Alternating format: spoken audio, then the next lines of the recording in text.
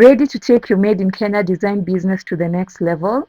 Here is your inside guide. If you are a Kenyan designer aiming to scale up production, improve product development efficiency, or refine your brand placement, this video is for you. I'll introduce you to key designers and production hubs specializing in clothes, accessories, and even furniture. This video will teach you how to navigate the industry, where to source what you need, and how to work smarter rather than harder. I am spilling the secrets and sharing experiences that top designers and production houses have gathered over the years.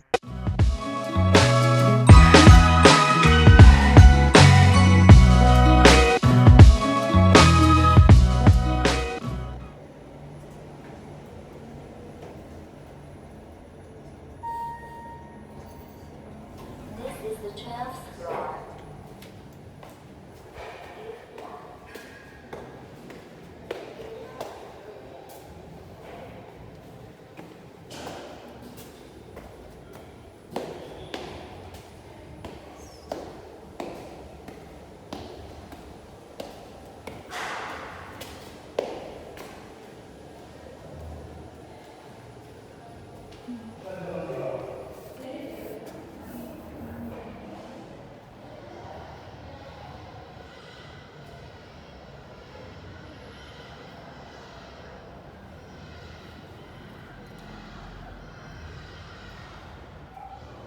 Good morning guys, my name is Rachel and welcome to my channel. And in case you're new here, you know what to do. Subscribe. So I'd just like to inform you guys that my brand Shop Bolati was amongst the 20 brands that were selected for the Creative DNA 3.0 mentorship program. Creative DNA 3.0 mentorship program is a program by the British Council of Kenya, and it is in collaboration with Trio Media Kenya and Fashion Scout UK. So what it basically does, it mentors and incubates up-and-coming fashion designers based in Kenya. And so far it has been a month long of exciting face-to-face mentorship sessions, master classes. Yeah, it has been very educative and enlightening because they're giving us insight into the market. They're also giving us links to the UK market and other international markets. Yeah, so guys, today we're going to do a factory visit. So they're taking us on a tour to all the major production houses in Kenya. And I'm talking fashion and designing production houses, like if you're into maybe leather bags production, and clothing and accessories. So some of the production houses that we are scheduled to visit are Gearbox along Enterprise Road, and then there's Gladys Abude, and then there's Mfuanji and Opportunity Factory, and I think we'll also get a chance to pass by Sandstorms Kenya. So it's going to be a very, very exciting day, and I really would love to take you along. So if you are a fashion designer based in Kenya and you've been looking for ways to link up with a production house that is going to help you produce en masse, then this video is for you. Stick around. I'll try to gather as much information as possible so that I can share with you guys on here. Like today guys, basically I'm going to be a sponge. I'm just going to absorb. Yeah, so it has been very exciting for the designers that are part of this cohort.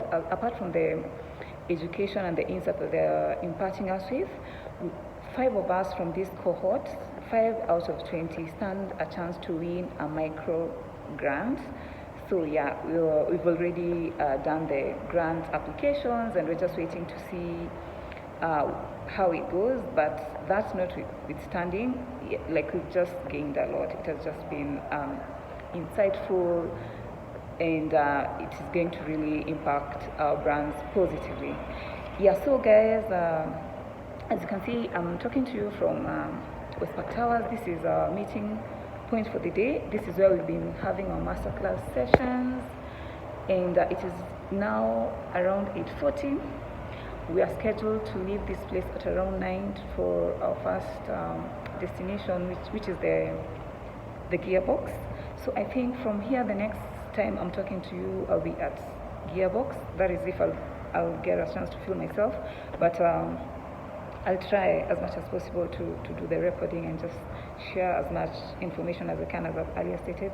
Yeah, so please stick around, and please, if you haven't subscribed, um, click on that subscribe button, and yeah, I hope you really enjoy this video. Thank you.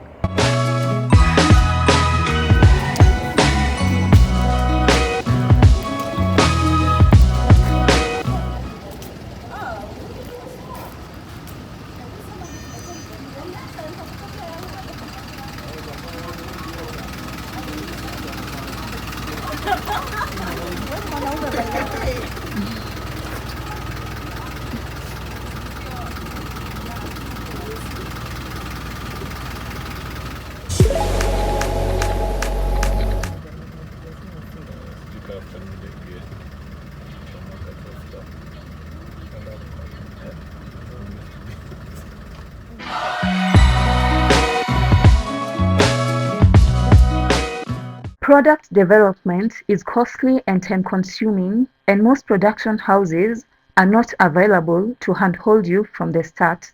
It is important for the designer to create the first sample, even if it's not perfect. Just hire a fundi to stitch your design to see if it meets your vision. Then, you can take it to a production house for pattern refinement. Relying solely on pictures often doesn't work. Coming in with a sample helps them adjust the pattern for mass production at a cost.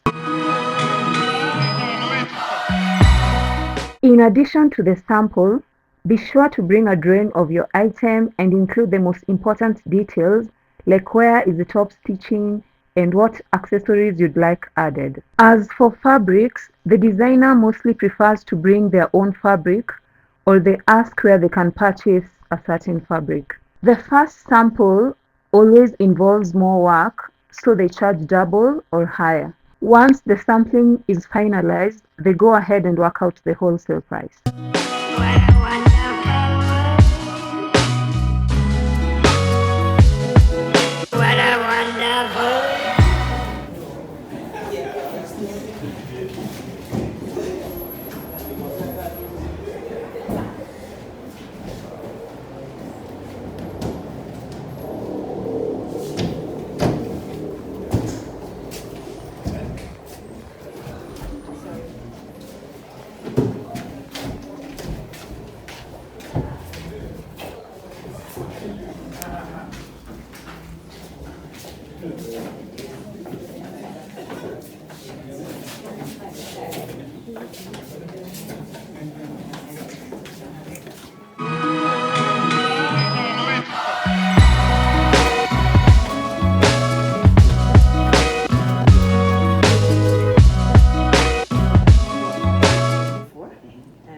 They've seen how they can come here and use the CAD.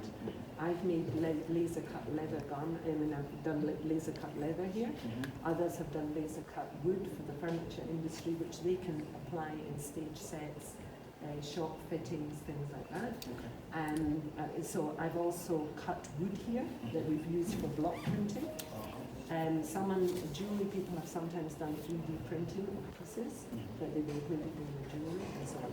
So they're here to see the facilities, understand how they can work with the facilities, also services that you offer, and then Kamau said also you're now giving out space.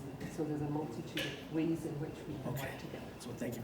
That is very helpful. So with that, I can marshal the resources to help you on that journey. Okay, you great. just have to give me about 5-6 minutes. Okay, I'm sure everybody's happy to, and I'm going to give them an assignment while you're doing that.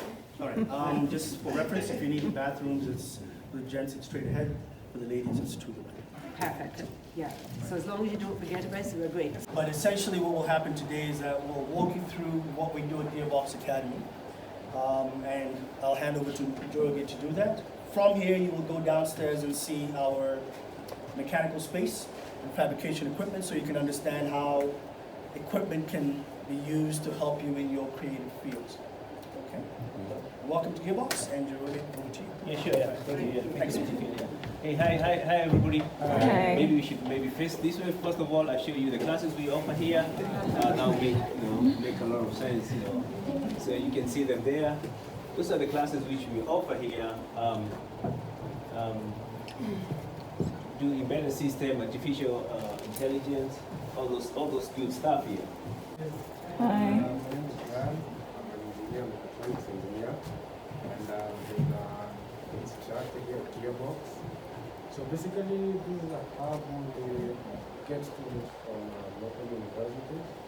We also initially had students here from abroad. And yeah, so over here we have students from local universities, J2 at University of Nairobi, any that you can think of in Kenya. Also we get students from abroad, which we had. And it's a place where we've been working to see how we can use technology, maybe to identify the problems we have in Kenya and try and use technology to solve it.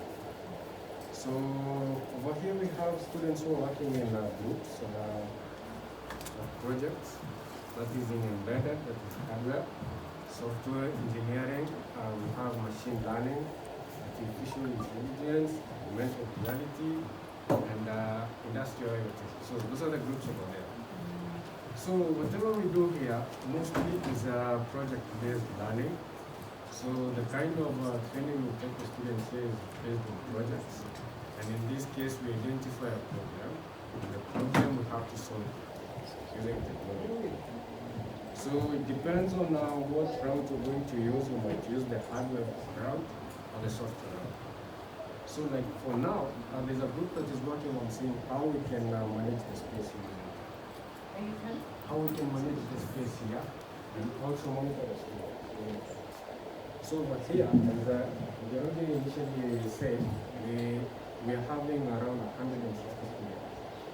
So it's quite difficult to manage the students over here.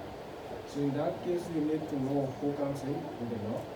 So in our case here, we have a notebook over here. All these materials, like these cars, they've been laser cut down in our workshop. And so we assemble these cars, and they're remote control. Just going back to whatever you asked about, trying to think of something which There's things that are like augmented reality, in marketing. Which other ones are relevant? Throw out some names for me. If these designers now wanted to work with you on an augmented reality project, what would that look like? Can any of you give an example of how you might want to use augmented reality?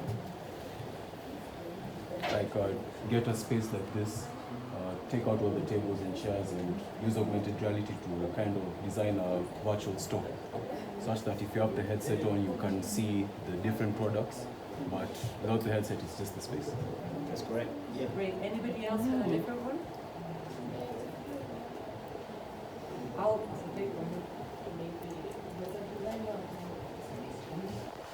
She did a virtual fashion show where the owner would also it's just a few minutes and we can show physical bodies Yes. but the other bodies. So it was a whole runway show with that And then that's what he was explaining. So if we have the software, we don't have the software. The team is not here today. If you have the software and you turn your camera and face that picture there, it brings a picture of us. So you can actually yes, we've done that, and we can work on that. Whatever, like you have your fabrics or fabric shop, somebody can enter into your space and see whatever you have and try and shop, and then you can deliver. So we can work on that. You guys are students. No, they're all designer companies, or Yeah, they're all designers. brands. And so we're looking to facilitate what they're making. That's why I'm very keen to go downstairs, because when they understand what your machinery makes. So for example, something like this is applicable in the jewelry industry, right? Because they could be using, so are you upcycling plastic, or are you doing those kind of things, and they can be thinking how they could apply it And 3D in printing their too. in their products. you're wearing one of your products, you're wearing your product. Who else can show a product? You're wearing a jacket, I'm sure that's who else can show something that's, what about buttons? Oh, yeah. Yeah? Yeah, That's a good example. Yeah, that's a good example. Did you laser cut it? Yeah. And where did you laser cut it? Town. Yeah, that's neat. Yeah, we can do that. You know, yeah. So And could we those, go yeah, and can- see the equipment? It could be- Because that's what got my brain thinking. Because there's so many fantastic things you're doing, but we kind of want to focus today on what we're making or selling. Yeah. And the traceability, the thing that's interesting on this is also to do with traceability and blockchain. Because when we sell, we have to be able to show where our products were made all the way through the value chain. Yeah. So whether it's done visually through augmented reality or whether it's done through blockchain, whatever. Yes. Okay. Did you have a question? Like with laser cutting, for example, can you make like little action figures with, let's say, a branding on it? Or how big is your facility for laser cutting? For the laser cutter, we'll see. We'll go downstairs. Let's We have go a few. downstairs. Yeah, we go downstairs. Yeah.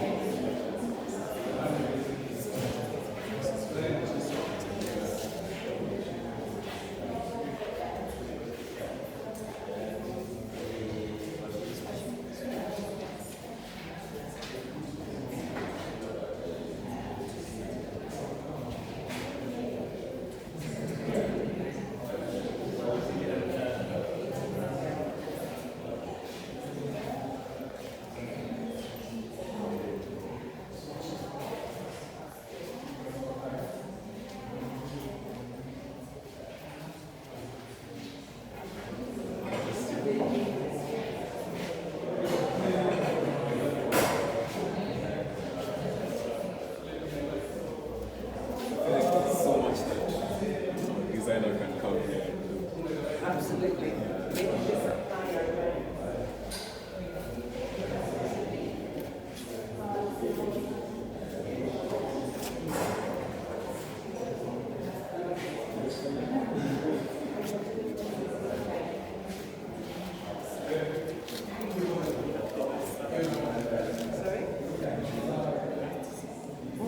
It's so detailed in a way that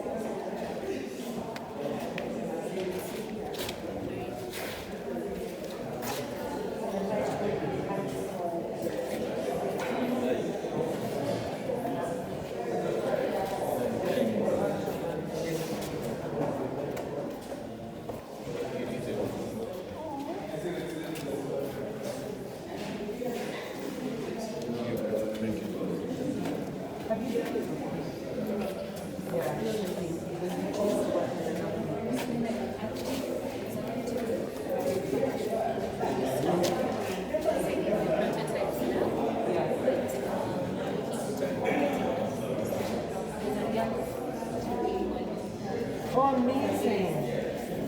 My material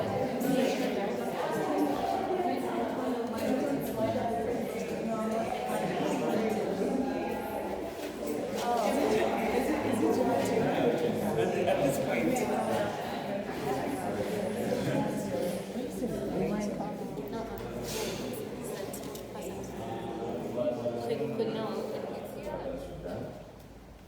Yeah, like for decorations. So we do them on sheet metal.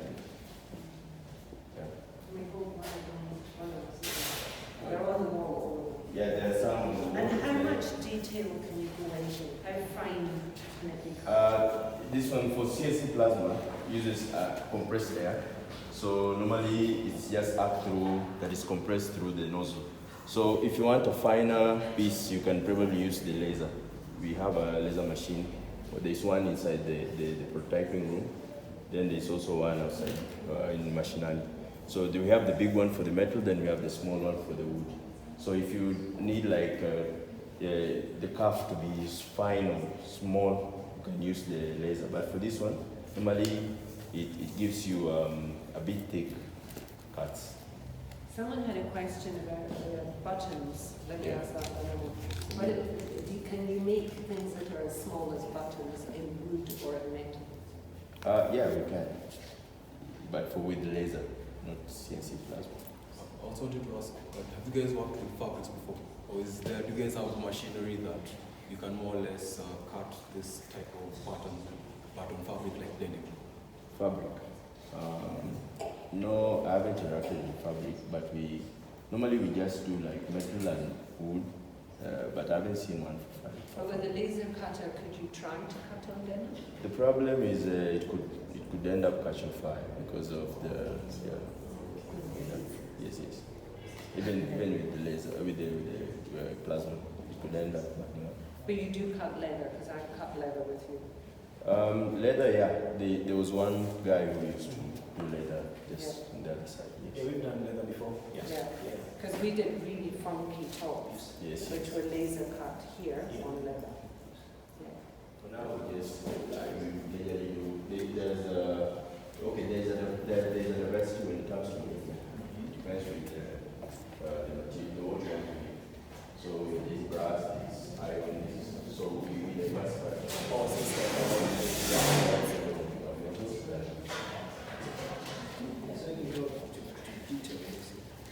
And so a jewelry designer can come here and sorry, Shiko, have you got your brass and you were showing? Yes. Could they cut something like that here? Yes. Yeah. And they will be exactly the same, right?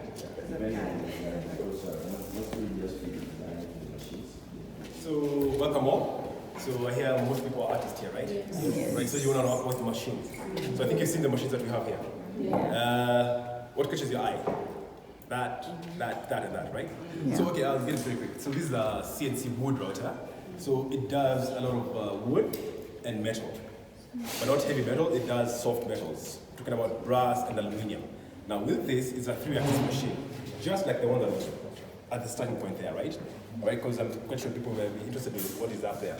So looking at deco, let's have a look at what is behind you people here. All right? So that was done by this machine. Yeah, I can pass it up. That as well. That is a hybrid machine. No, this piece. No, that's just for metal. Just bending metal. I'm asking about this piece, the board that they're passing. Yes, that was done here. That was done here, yes. Okay, to what scale do you work with? Sorry? What scale do you work with? The machine is capable of 8x4 by 200. So anything that is about 200, that's the maximum that you can do. From here to here is about 200. Yes, very good process to let you know. So this block will work well with it. And Yes. you provide your own material to work on this? No, you provide the material. Yes. That would be wood only? Wood and metal, soft metal. So you brass. say soft, like this kind of? Yes, this kind of metals. Yes. Not steel. Not steel. Yes. Yes. Now that will work. That will work together. Right? Because there's time involved, you know. Right? Because this machine is also held by us, we also want to use it. You know, so we have to come up with a plan. Yes. All right. Question? Is this what you use to make the bus? The bar? Something like buttons, something like Chinese buttons. Can you use this? No. What kind of button are you looking at? Just something like this. Now that you use an upper press. You have that here? No. This is a really It's called Kujabok because it was made right here with one of our engineers. So he came up with the name. So the first prototype was the one you see just on that side. That was the first Kujabok. Then he improved on it to now have this one. Wow. So with this this is not a CNC, but you can feed in your angle, then you can generate whatever curves you want on a pipe. On a metal Did pipe. you make this using that? Yeah. Did you make this using that machine? Those are just like bends. This one, okay, this one's a rolled. For curves. Or in a way, like it's a curve. Yeah. So like it's for arcs. Yeah, like this one was made by using this. Most of these are. Yeah. It's too heavy. Okay, I know it's around. Okay, that's interesting. Wow. So to make these bends, Yes. we use this machine. Oh, just the bends. Yes. Thank you. This is plastic. All right. So how can you heat? And then it takes a shape. You know, it has to be formed. So it's first of all a complete sheet like this, flat sheet. Then it sucks. Well, it has to heat it up to make it malleable in the case that it can suck or become soft enough. All right. So fabric, no. Yeah.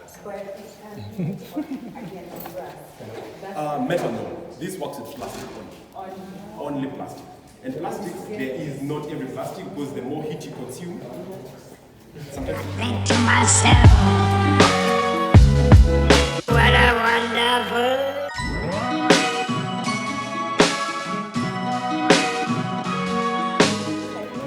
You know, put fabric in between plastic with that kind of shape to form the.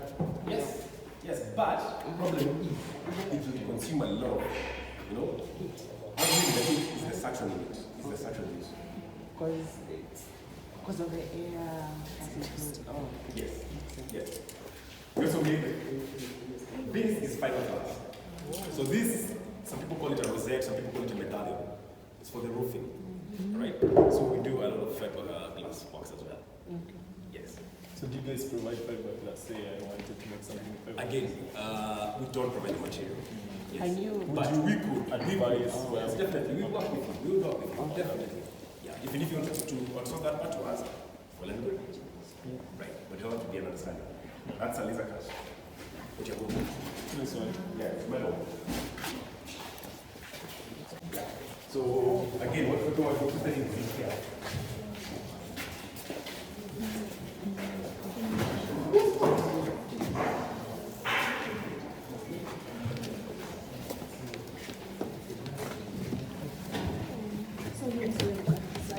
Yes, here is where we do the design. This is a prototyping space. We have all kinds of programs. I don't know, people, are people interested in design? Yes. Okay, all right. There's plenty of.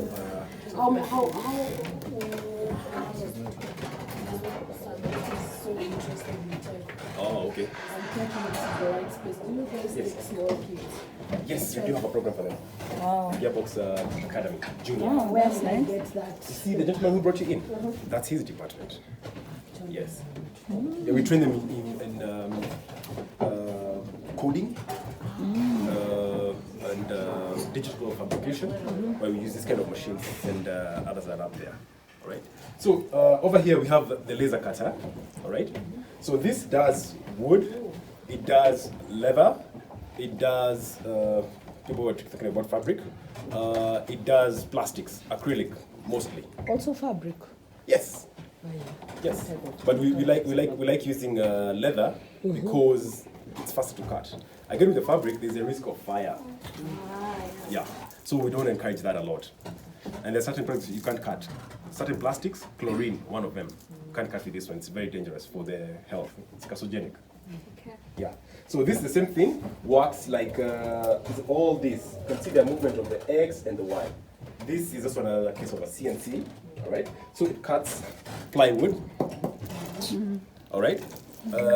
It can cut MDF, real wood, and the plastic. This is acrylic. That's acrylic. Yeah. So this is also good for art as well, and also functional parts because we do a lot of prototyping as well. You know. All right. Yeah. So questions? I ask Yes. maybe how much is it? How much do you normally charge? Usually it's per running meters as well, and the time that it consumes. All right. So all those details, once your people are ready, we always break it down to you and give you the numbers. Okay, quick one after that. Yes. Prototyping, Right. is it more expensive Definitely. than the actual production process? Always, Do everywhere you you have go. a minimum, like the way you say you come with a minimum amount to do or maximum amount? For prototyping? you can't? Not really. No, okay, for now doing the work itself, not prototyping. Yes. Yes. Yeah, you have to Yes. prototype, yes. Yes. So you have to, you tell us you need a minimum amount. And MLQ, yes, we could have kind of an understanding, right? Not, we don't really want to hold it like, no, we can't do below 100 or below 10 or below that. No, that's not how you work. But definitely, if it's more makes more sense that way, because we want to give the next person who comes after you a better chance. All right. So if we don't make something at least to break even, then the next person will not get any chance. Right. Can you do this on brass, such? The engraving? Yeah. No. This needs something called a mopper. It's called a fiber marking machine. Yes, it can be done on brass with a rotary. It's possible. This one has a rotary. But brass, I would say aluminium. It's possible. Aluminium? Yes, it's possible to laser engrave. It's etching. But for brass, what can I use to engrave? You see, the problem with these kind of machines, they don't like the reflective materials. We're talking about, okay, stainless, yes, but stuff like brass is really reflective. Copper is very reflective. So what it does, it damages the machine. CO2, so you can see from there, you can see behind there, from there to here. That's how it works, right? So it's charged with nitrogen and carbon dioxide as the main gas. So it just hits it up between the two areas. Just put electricity between there, and then shoots out a beam of light. So this is more of, how can I say it? Just uses light. There's no contact between this and the head. Okay. Yeah. So what you do, we just extract if there's smoke inside, you just extract it outside. That's it. So in terms of pollution, no, this just has the own self-lubricating bearings. Okay. Yes. Right. So that's how the plastic looks like. This is what makes this. Yes. Yeah. That's how it starts off. Through the extruder, it heats it up, builds it up. Yeah. So you can use this like to make, let's say, bags. No. No. The company is using the broken pipes and PVC. They cut them into strips and make them into like decor baskets and whatnot. Yes. Yes, but this one is already done. So this is the one making this. Yes, it starts off as this. It starts off as this. There are people who use fishing nets. There are people who use nylon. That's one for for the But it has to be plastic. yes, it has to be plastic. This works with plastic. Yes. Is there a machine for metal? Okay. Right. Last step. All right. I think you're good. You talked about jewelry. Yes, jewelry. People, you know what they do jewelry? They use, for the precision, they use this, but for the finer one, they use a lot of something called ethylene. MSLA, sorry. It's a liquid. So the quality on it is so good that you can do some casting on it. So you just put it in, you melt the plastic, and then whatever goes in, that's what you call investment casting. They use a lot of that. Right. So again, this uses plastic, right? So we use a versatility of materials. We use PLA, which is cornstarch. All right. Good thing it breaks down very easily in water. After in salt water can do up to 6 weeks. It breaks down completely. Cool. Yeah.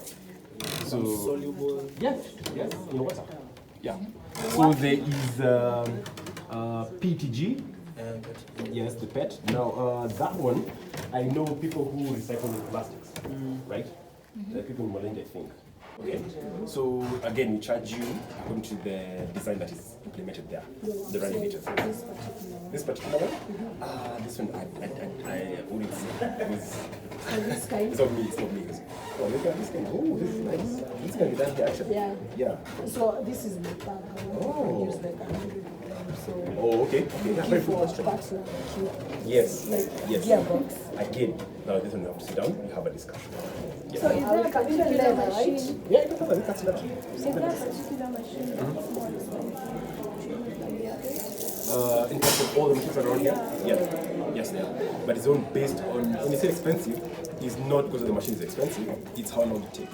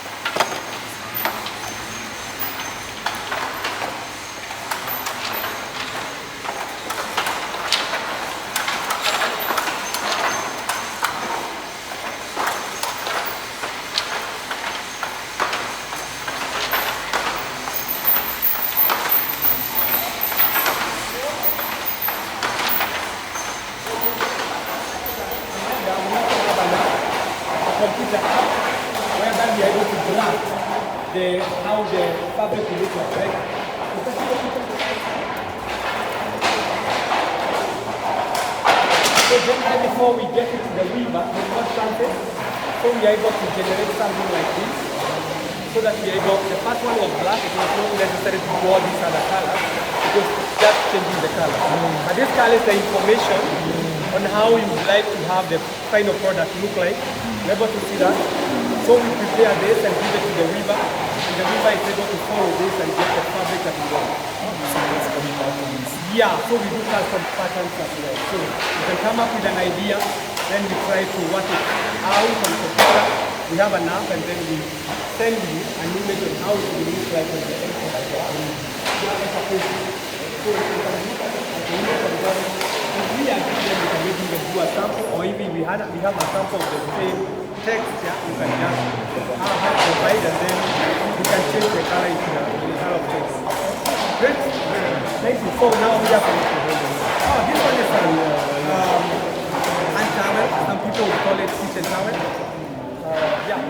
So hand woven as well. Cotton, 30% cotton, good for absorbency. We have some ISOs in Kenya, but currently we have been having issues with cotton in Kenya. So we have a certain natural cotton but the colored one you get from Uganda.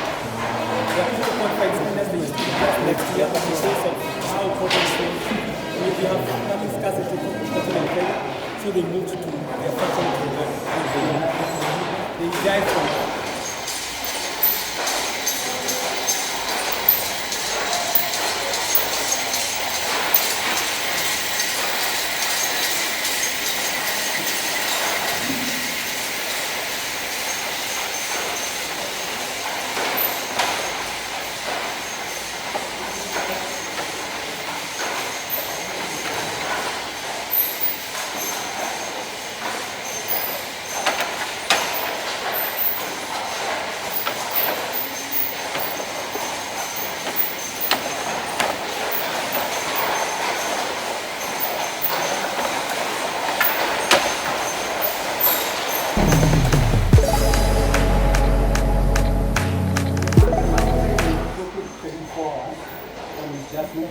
water, and now when we mix it with, after that, then we soak again.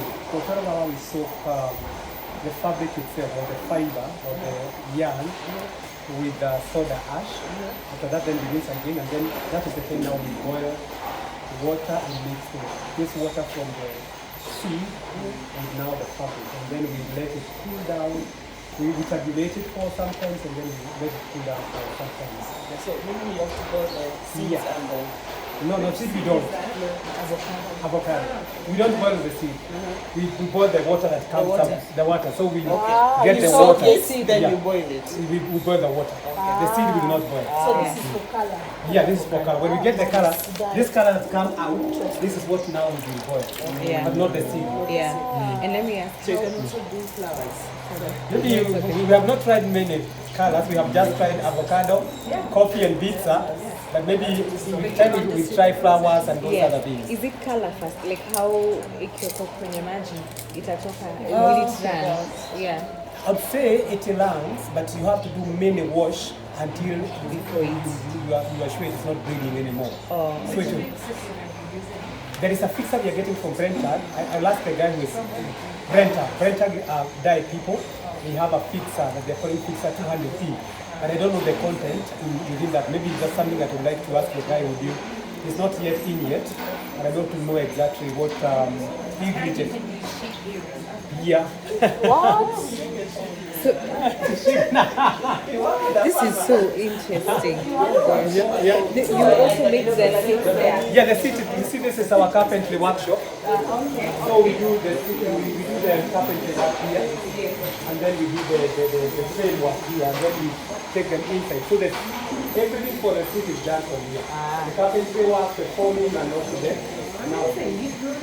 We did that. I'm training all day. Ni training. Kama part time. Okay. Na mtu anaweza enda kununua zile wanatembeza. Unaweza enda kununua, kuna showroom pia wanauza. Oh, okay.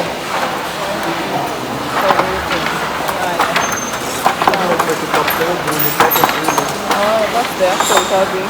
Oh, those are cool. This is the actual fabric now, the end product sort of.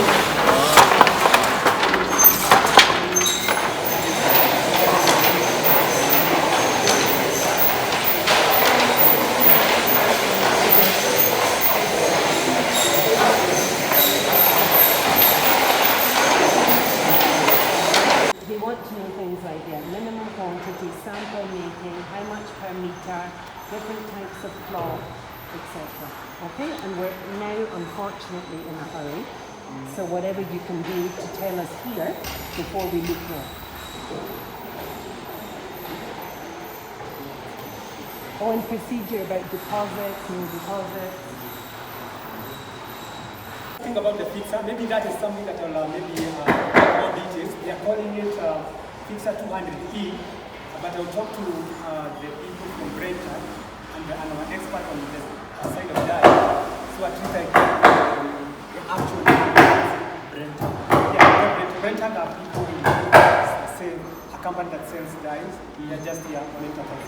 So I don't get the actual name that we have. But I'll be able to share that with you. Yeah. So I'll share with you the actual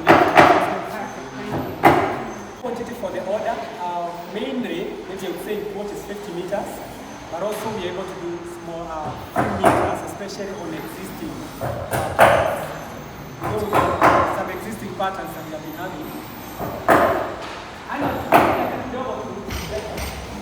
You said you minimum was 50 meters, but we are able to, for our existing fabrics, we are able to do less than that. But if it is something that is new completely, because it will involve a lot of process, designing, and all those other things, then it is more economical when we do up to 50 meters, a minimum of 50 meters. But for our fabrics, because we have quite a range of them, if you select from that, and maybe you're just changing the color, the texture is the same, the structure is the same, then that way you can be able to do even fewer meters. Something maybe very unique, and you have that fiber, you can use your fiber.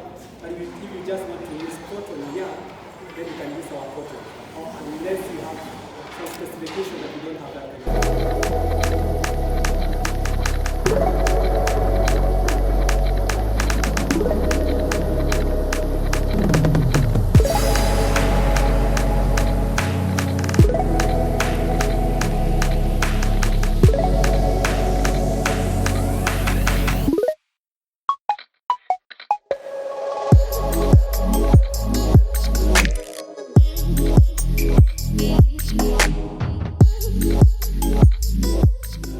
Trees of green. I see them.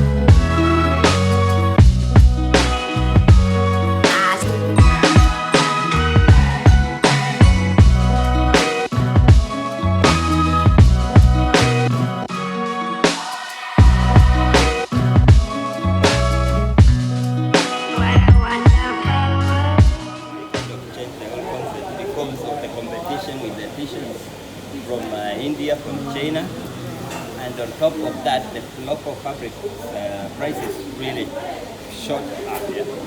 I mean, like before the COVID, I mean the kilo for the single jersey we were paying something like 650. Now it's shot up to around 1350 per kilo. Yeah, so I mean, when you do the t-shirts, I mean, you find, to sell them to people, it becomes quite difficult. But all in all, who knows about the quality of t-shirts one is looking for? I have the clients and I have the fabric. So I normally get the fabric from, at the moment I'm sourcing it from Tanzania. They have better quality than what we have here in our local industry. Yeah? T-shirts? For the t-shirts, yeah. Okay. I'm working with the, the quality. I'm working on with the 165, 117 grams. Okay. And actually, part of it is this, yeah. This is the 165 GSM. And I mean, those who understand the quality and everything, they go for it, yeah, because this is a very, very fine and nice finishing. We call it a silk finishing. Do you have heavier grammage than this? I have that stock, but not in big quantities. Yeah. Now, for example, like these t-shirts, as you can see, this is from clients from Japan. Yeah. So those who understand the quality I'm giving out and the kind of complicated stuff I can work with, yeah, I can do. I normally get the client for this kind of way. Right. And it is quite a very difficult job to really finish and give it because of the measurements they require.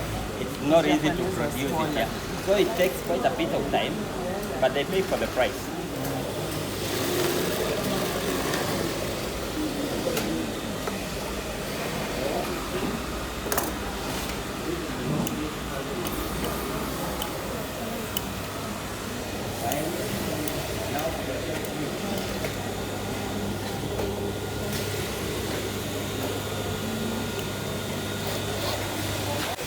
Dala, Abid is the main guy who does the training here. And I am living with a customer. We have known each other for many years. As young boys. And we are still holding together. We are still holding together. And there is just a training. So, I mean, any question one can ask. Yeah.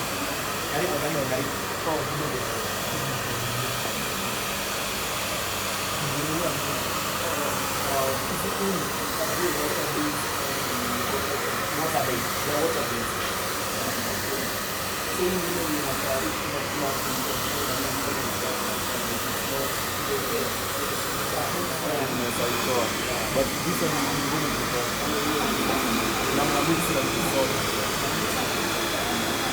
Last time nilikuwa kama mlivyoenda kwa sample ya let's say like half a meter.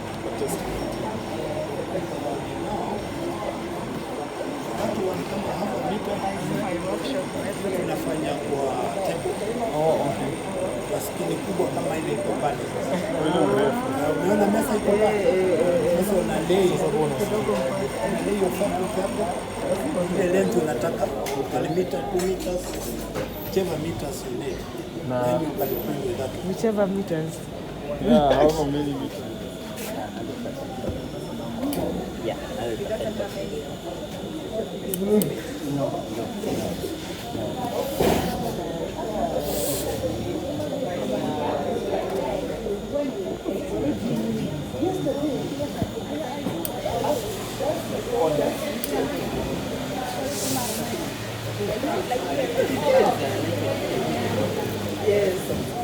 Yes.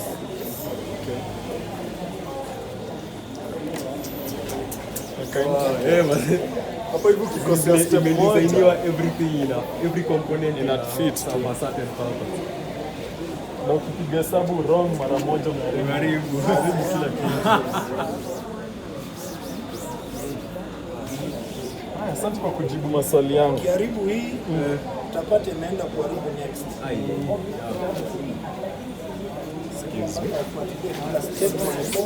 Ukijua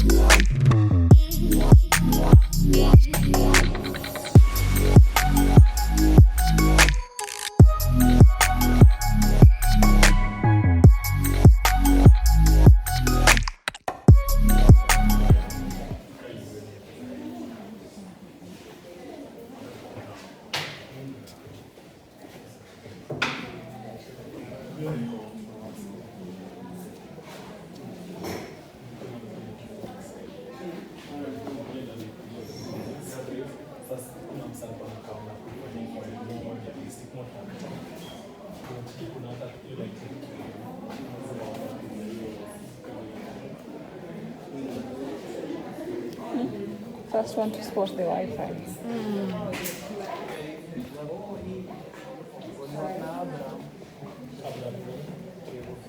okay, baba nimepata naye kibaifa kutoka hizi hapa kumbe alikuwa niko shamba na mwakeni. Ni crazy, ni very realistic.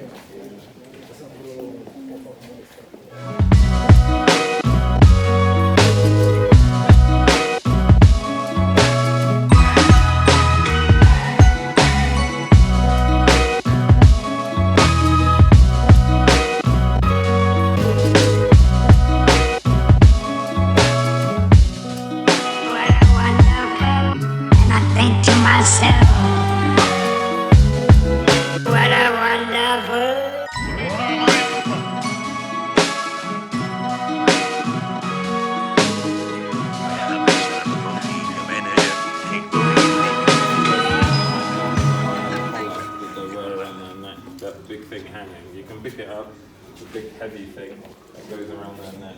So that's the tracking collar that they put on their neck.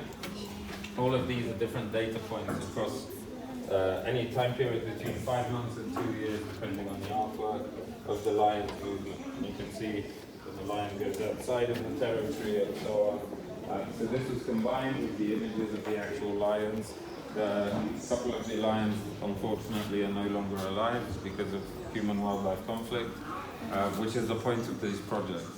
And you'll see the Chinua Achebe quote as well, until the lions have their own historians, and that follows round. This is piece number 1. What you can do here is you can scan either of the QR codes, and then it will take you to a link tree, basically, where you can pick the artwork that you see in front of you. Then you step back with your phone and you scan it. Basically, you scan the QR code, go to the website, click on the artwork, and it shows a digital version when you point it at this. So you get the data coming out at you, and you get a bit of the story behind the lions and so on. So this also has an attached token, an NFT token, and there's also music created by Mercy Barno, she's an audio sound engineer, and she designed a 3-channel audio experience. So when you sit down, you hear stories of the rangers, and then you hear the sounds of the animals and the nature and so on. So we had benches out here during the festival. And then just behind you, you see a bit as well called Rangers Corner. It's kind of moved now, but we had a big book about Rangers experiences, like a Ranger's diary, and then, like, you see a few of the pieces of equipment that they use as well. So this one, feel free, you can try scan it now, you can always come back to it. Yeah, so that was a really, really fun project for us. We only have Africa Collect textiles, so yeah, it's amazing. Exactly, amazing, isn't it? I know. So you're so fast.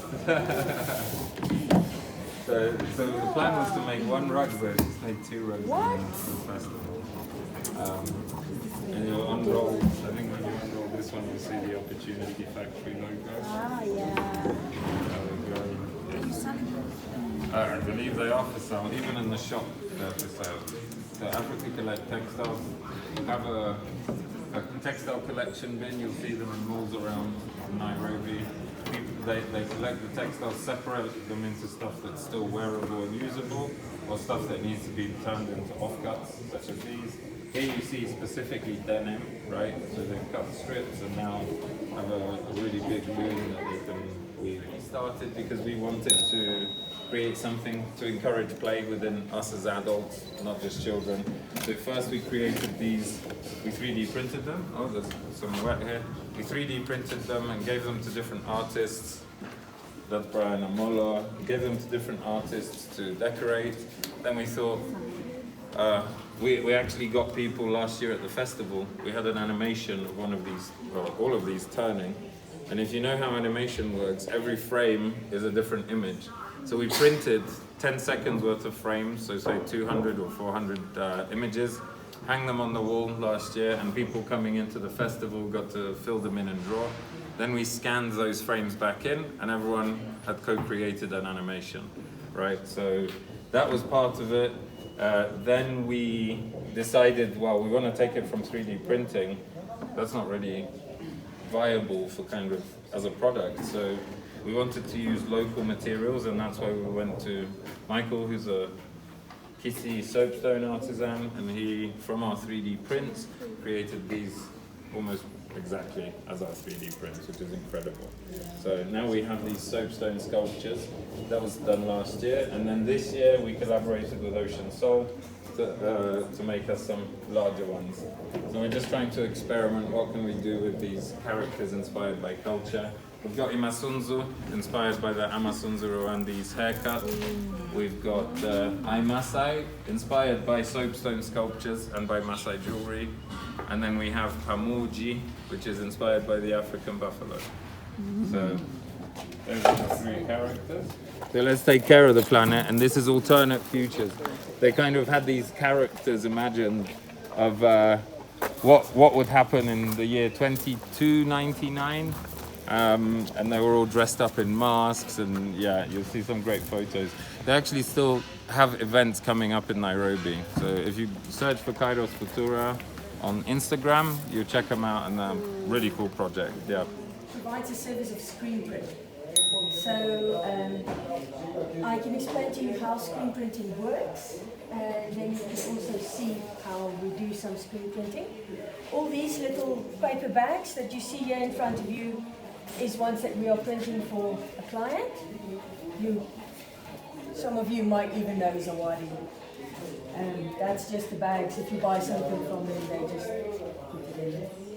And then all these things are also printed using a screen printing method. It is a very commercial way of transferring a motif onto fabric. Not only fabric, you can print wood and glass and plastic and paper. Many things are printed that way. And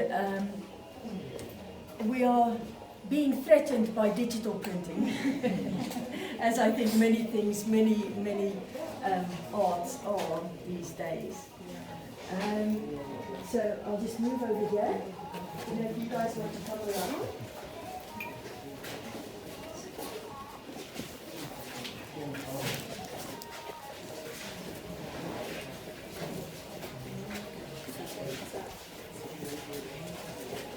So basically, with screen printing, we start with a wooden frame, and we've got a polyester mesh that is stretched nice and tight over this frame.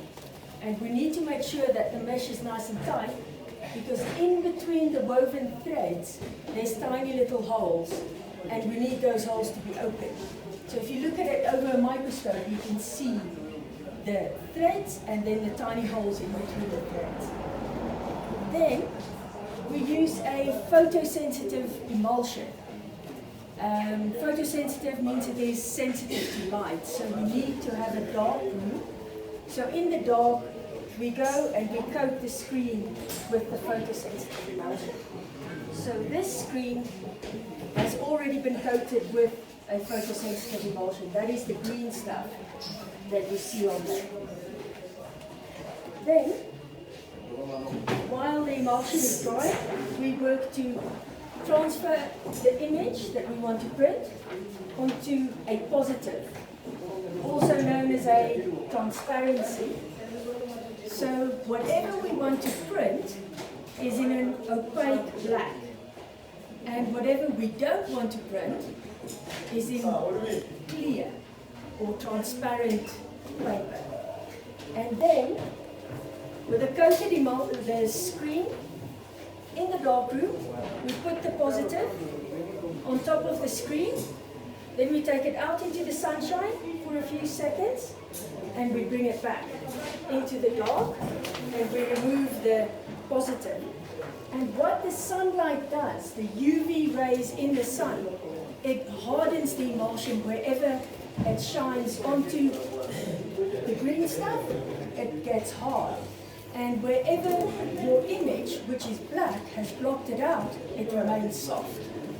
So now we can wash it out where it is, where the sun has blocked the UV rays. And then you end up with your image on the screen like this.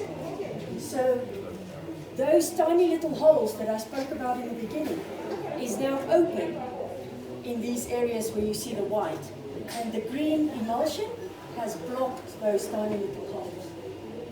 Then we move over to the exciting part, which we can show you over here. So, you can print that one? Yes. Okay. Maggie will show you here. So she has a squeegee in her hand. It's a wooden handle with a rubber blade. And then she's already got the ink on the screen. And she's got one of those bags with only the blueprint on. And she will now push the ink through the open areas in the screen, and then you can see what the result is. There we go. Yeah.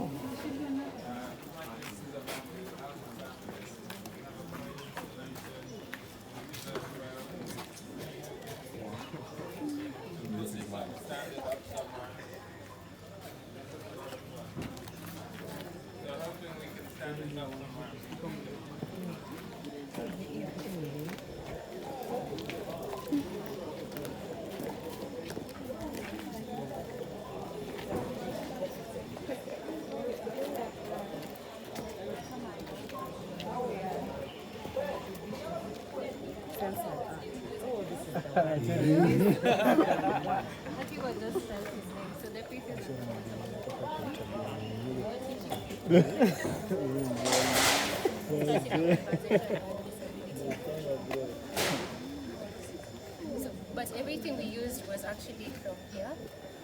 All the wood is reclaimed. The pieces are bamboo from the bamboo guys. Yeah. This is like an old exhibition board we had, I think, from previous years. So yes, a lot of this stuff is kind of RoboCat, made out of things that are laying around, right? We're trying to reuse as much as possible from there. Then we collaborated with INBA, which is the International Bamboo and Rattan Association, and KEFRI. And they came to us, they really wanted to show what's possible with bamboo. So we organized a residency, we curated and selected a few designers from the community who already had a bit of relevant experience, not necessarily with bamboo. And then we took them to Barry Ann's studio, who were like the trainers for INBA. And Barry trained and did this together with the designers and a few of our crew. So they built this in about a week. They took training out in Komarog, then they came here and built this thing, and everyone's really enjoyed it. So it's kind of a prototype as well, and hopefully they can make more of them. So we'll see what's possible with bamboo furniture. We had earrings here. There was a big Jeep, like a toy car. So really cool material. And even Otti Dan, some of you guys might know him. This guy wears like a bamboo suit, right? So he was at Kibera Fashion Week as well, so you can ask Avido. But yeah, he absolutely full of bamboo. He loves it. So great people. And then we had a few other things that are kind of come down now. We have a podcast called Africa Design. We like to talk to people from all over the continent, creatives, share their stories, either stories of culture or stories of design and everything in between. So if you guys, by the way, if someone would like to have a conversation on the podcast, feel free to check it out. We've got like 12 episodes right now to publish. We've got more coming, so yeah. Get your business card. Sure. Take my number, take my email, take my ID. Yeah. I think that's kind of... Sorry.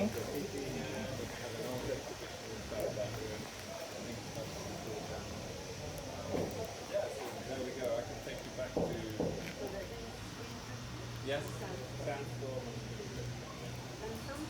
You'll see that this is compacted soil, right? So they've basically built a wall without concrete. So it's a prototype for what could be done. Yeah, and we're really happy when guys kind of apply with an installation and just take their own initiative to build something like this. Yeah. Sorry? On the soil. Yes. And what about the rain? Exactly, yeah. So now, I mean, you can see it's been chipping off, right? This is how it looks. So it's a prototype, so it's not quite there yet. They're trying to work out this manufacturing method so that it can be used. But it's certainly possible. And I don't know the exact mixture of what's here. Yeah, the kind of formulation.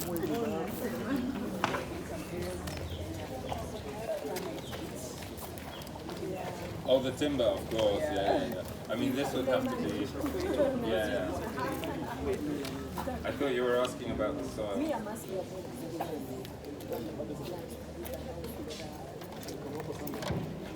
Yeah. We have to test it. In our craft department, we are dealing with different type of craft, not bead alone. We are dealing with beads. At the same time, we are dealing with brass, and also we are dealing with with sisals.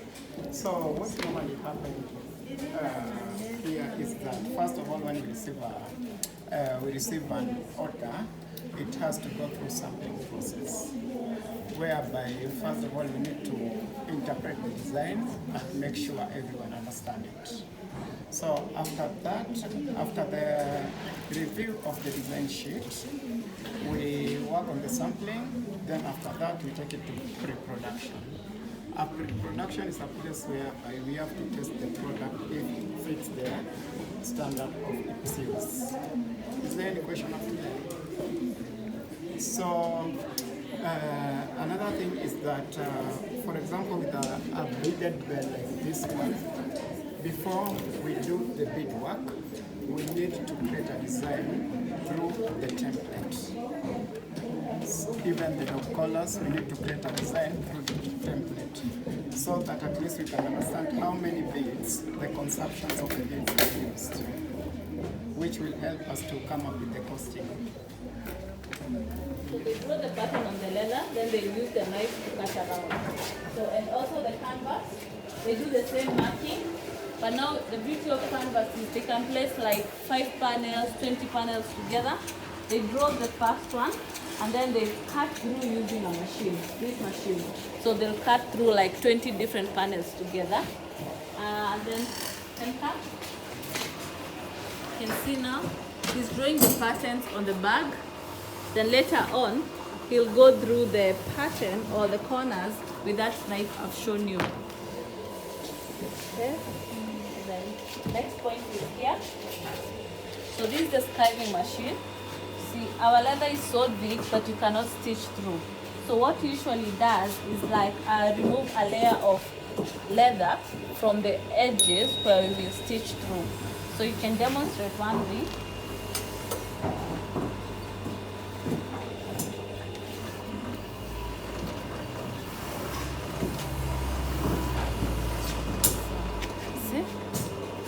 It's much easier to stitch through now.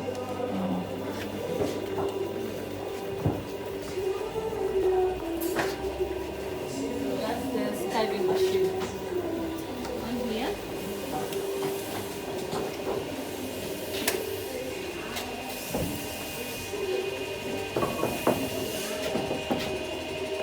So here we have cutting dies. They are used to cut leather. So the dies help us with specific shapes that are hard to achieve using hands. So we make the plate of a certain pattern of a bag. Then he takes the knife. See, it's very sharp on this edge. So he places on a piece of leather.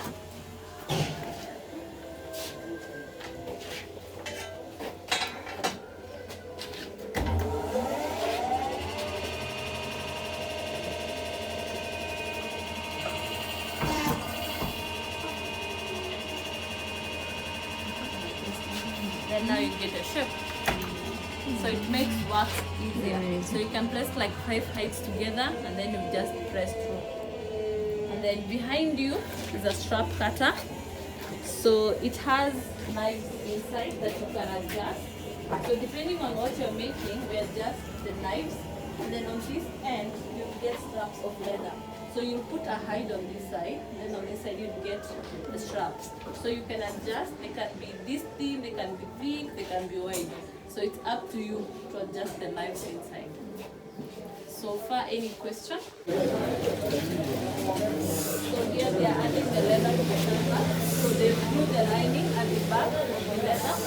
And then after gluing here, they glue for the canvas. So this will be the final.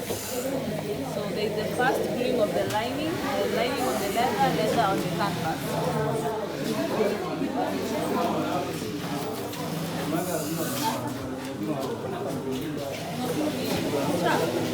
Okay. He's gluing the straps together before it's taken to the stitching.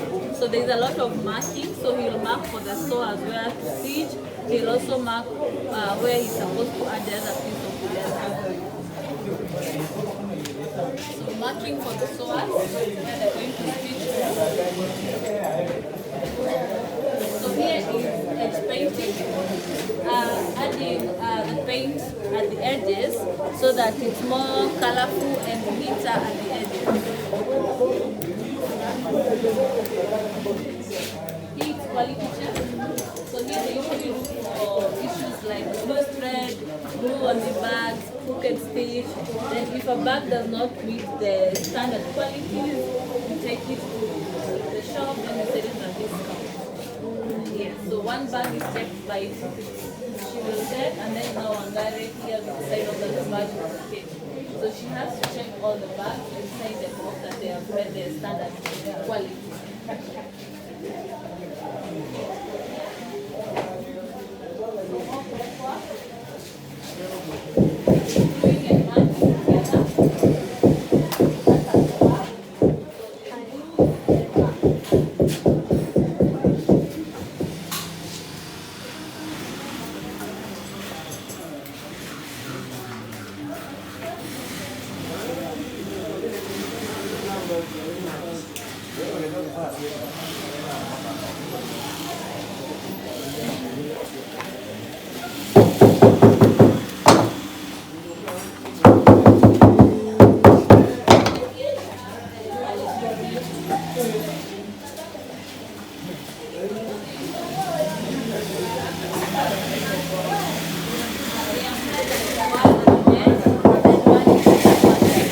So they have like a smooth surface. Yeah, this is not it. So compare this and this, that is totally they're different. So they're burnishing the edge. They also do that to small accessories, wallets, travel wallets, all that to make sure that the edges are smooth.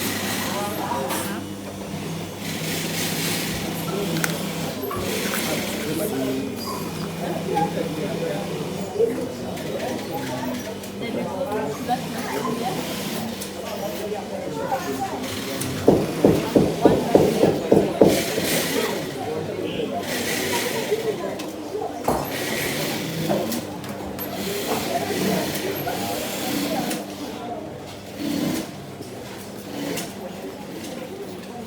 On here we have the embossing machine.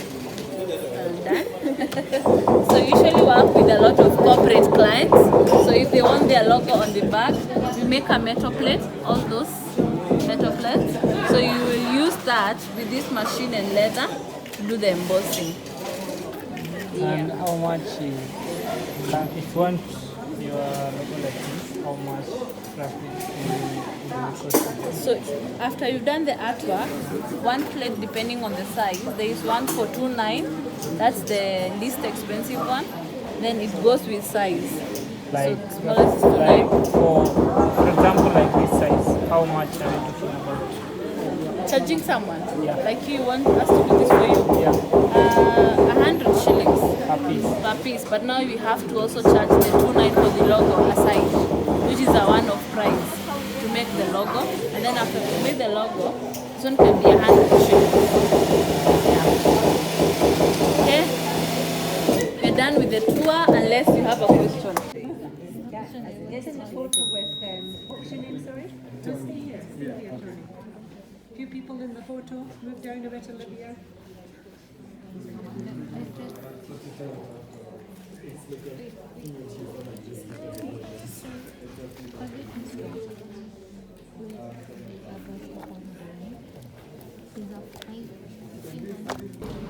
For the screen print work, how do you go about it? One can choose to use the fabric, the cotton, made in Africa. So, walking you through that, so I'll come with the design. Okay. And I'd like you to choose print, pattern, trim. Okay, so when you bring, you mean the design in terms of the pattern? Yeah, the pattern. So we'd have to then make the screen for you, which is charged separately. Okay. Is that here? Yeah, it should be somewhere. Yeah, so you'll forgive me, I'm not really good at the... So yeah, they make What I'm misunderstanding is different pieces. Yeah. Everything here says pieces. For a run of fabric, it's Yeah. let's say 50 meters long. Large amount of fabric. That's what I'm asking. I'm asking about a large run of fabric. Yeah, to have it like screen printed. Like this one, and then it's screen printed. Like, Yeah. Yeah, so that would have to depend on the size and stuff. When you come then, and so also, the good thing with our brand is like if it's a partnership, if you can put your brand with ours, and then you get a discount because the whole purpose is conservation and community development. So so let's say what's your brand name, for example? Yeah, so it would be Wildlife Works X, and so those would be different terms. We then probably slash the terms almost halfway. Yeah.